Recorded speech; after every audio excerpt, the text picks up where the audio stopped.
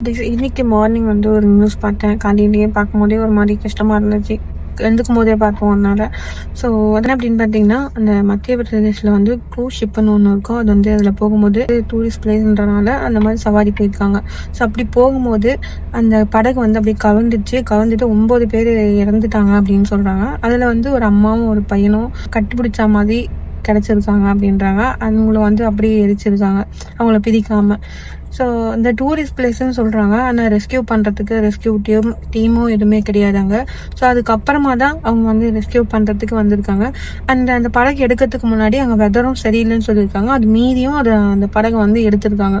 So இந்த சம்பவம் நடக்காமல் தடுத்துருக்கலாம். பட்டு நடந்திருக்கு. அதுக்கு பொறுப்பு வந்து அந்த டீம் தான் நான் நினைக்கிறேன். ஏன்னா வெதர் சரியில்லைன்னு தெரியுது, எதுவுமே இல்லைன்னு தெரியுது. அப்புறம் எதுக்கு அதை இது பண்ணாங்க அப்படின்னு தெரியல. இப்படி நடந்த தப்பால இப்போ 9 பேர் இறந்து போயிருக்காங்க.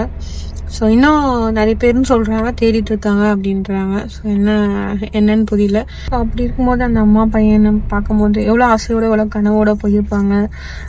ஆனால் இப்போ அவங்க இல்லவே இல்லை அப்படின்னும் போது ரொம்ப இதுவாக இருக்குது. இதுதான் ஒரு தாய் பாசம்ன்றது. குழந்தைங்க வந்து எவ்வளோதான் வந்து சேட்டை பண்ணாலும், எவ்வளோதான் வந்து அம்மா அடித்தாலுமே அவங்களுக்கு ஏதாச்சும் ஒன்றுனா பதறும். இப்படி கவுந்ததுனால எங்க நம்ம பையன் வந்து மூச்சு இது பண்ணி தண்ணியில மூழ்கி இறந்துட போறான் அப்படின்ட்டு அவங்க அம்மா வந்து கட்டி பிடிச்சிருக்காங்க. கிட்ட 15 மணி நேரம் தாக்கு பிடிச்சிருக்காங்க. அந்த மாதிரி ஸோ இந்த மாதிரி டூரிஸ்ட் பிளேஸ் நிறைய பேர் போவீங்க, நிறைய இருக்குது இந்த மாதிரி போட்டிங் போகிறதுலாம். ஸோ அங்கெல்லாம் வந்து ரெஸ்கியூ டீம் இருந்து கொஞ்சம் சேஃப்டியாக இருந்தால் நல்லாயிருக்கும். ஏன்னா அதை நம்பி நிறைய பேர் குழந்தைங்கலேருந்து எல்லாரையும் கூப்பிட்டு வராங்க. அப்படி இருக்கும்போது இவ்வளோ கேர்லெஸ்னஸா அப்படின்னு தான் என்னோட கேள்வியாக இருக்குது. கஷ்டமாக இருந்துச்சு. ஸோ ஏன்னா 15 மணி நேரம் எப்படி அந்த தண்ணிக்குள்ளே இருந்திருப்பாங்க அப்படின்ட்டு மூச்சடிச்சு அப்படி இறந்து போயிருப்பாங்க.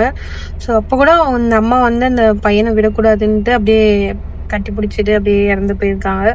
ஸோ இறக்கும் போது கூட அவங்க பையனை விடாமல் அவங்க பிடிச்சிட்டு தான் இருந்திருக்காங்க. ஸோ இப்படி தான் எல்லா பேரண்ட்ஸும் எல்லா அம்மாங்களும் அப்படி தான் நினைப்பாங்க. எந்த ஒரு சூழ்நிலையிலையும் குழந்தைங்கள வந்து கைவிடக்கூடாது அப்படின்னு நினைக்கிறவங்க தான் பேரண்ட்ஸு. ஸோ இதை பற்றி நீங்கள் என்ன நினைக்கிறீங்கன்னு கமெண்ட்ல சொல்லுங்கள்.